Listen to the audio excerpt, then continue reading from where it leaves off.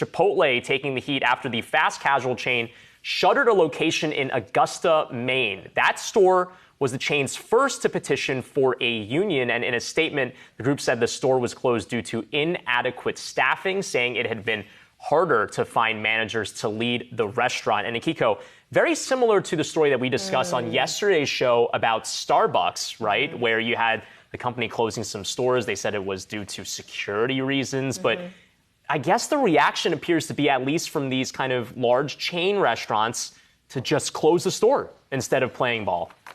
Well, if we take Chipotle at its word, right? I mean, in some ways it does make sense. Sure, staffing has been an issue, but you're right. This is something that so many of these fast food companies have had to juggle.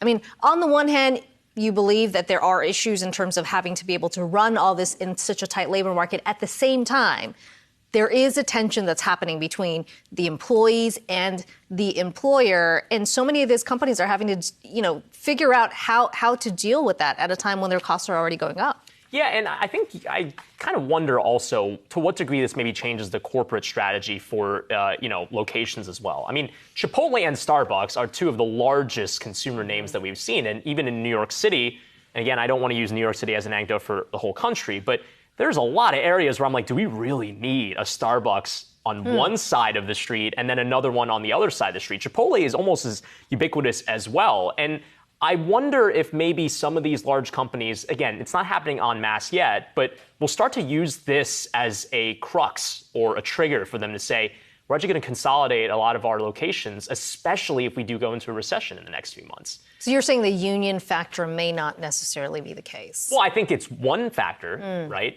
Now, of course, no company will come out and say, well, we're going to close the store because, we're not playing ball with the unions here. But you do wonder if the labor supply is an issue and what's high demand. If the high demand is going down in a recessionary environment, you don't need that labor anymore. You start to shutter locations. Yeah. I mean, there's definitely a lot of reassessment happening, right? Yeah. How many Starbucks do we have around this building? Well, there used to be more. Before the pandemic, and again, the pandemic trend is another thing that I'm sure switched around a lot of the maps for company locations. But there used to be, I think, there was a Starbucks right across the street on Broadway, and then now there's only one in Astor Place. That's it. Although in Starbucks' defense, I guess the convenience is such a big part of their model. Yeah, well, I'm Team Duncan anyway, so.